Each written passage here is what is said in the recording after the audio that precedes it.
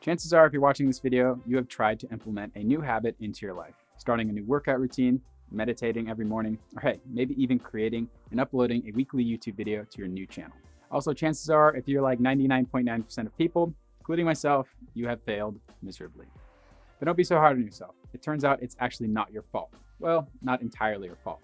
You see, the way most of us think about building new habits is through this little thing called willpower. It turns out, though, that our willpower is in fact finite, meaning that we only have so much of it. And once it wears out, well, you generally fall back into your old ways or spiral down a slippery slope of self-doubt and negative self-talk. You might have all the right intentions, but for some reason, when it's time to take action, well, things don't seem to play out. You might have experienced this before. Maybe you set an intention to wake up early and meditate every morning. You've read all the books and you bragged to all your friends about your newfound love for Joe Dispenza and breath work. And the night before, maybe you're excited to wake up and start your day with a dose of enlightenment. So you set your alarm for 6 a.m., but then the morning comes and instead of waking up, well, you hit snooze.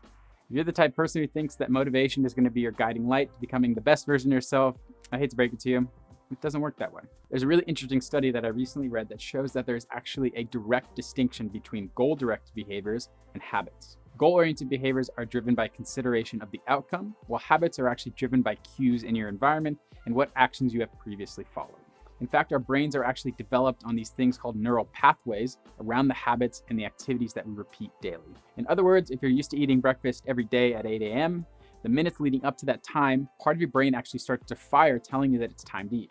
You may not even be hungry, but because you have developed a routine around eating at the same time every day, your subconscious brain actually overrides your logical brain and says, hey, it's time to eat. Here's the thing. You may not be able to outthink or use willpower to build new good habits or get rid of old ones, but there is a method you can use to make sure whatever habit you're trying to develop will stick.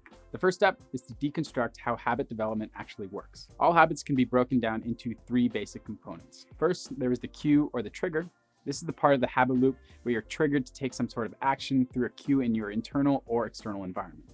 Next is the action. Good or bad, this is the part of the habit loop where you're actually taking action on the habit you want to adopt or drop. And finally, there is the reward. This is the part of the habit loop where your brain receives or actually doesn't receive a reward for taking the desired action.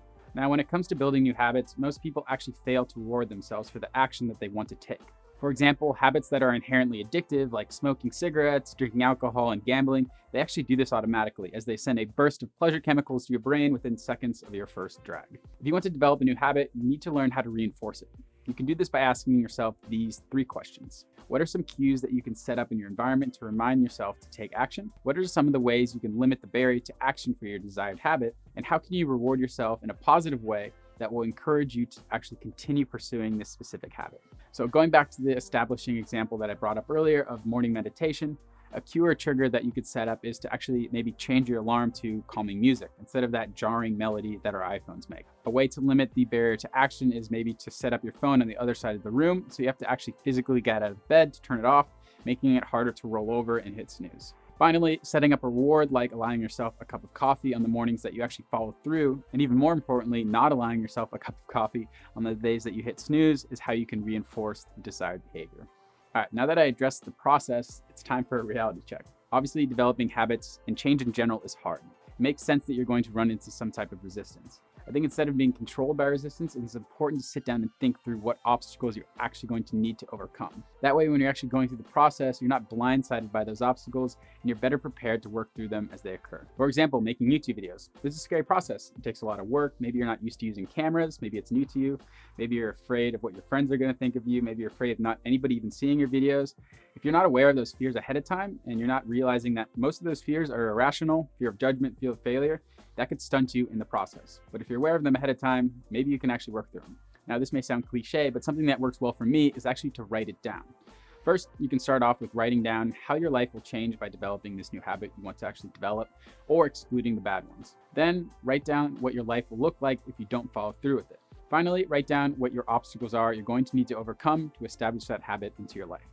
By doing this process, you're not only going to better understand whether or not you really truly care about making this change, but it's also going to help you anchor into the process that you're going to need to go through in order to make that habit a reality. I think in a world of constant self-development propaganda, it's easy to want to be that person who wants to go to the gym 6 days a week and journal every morning and wake up at 5 a.m.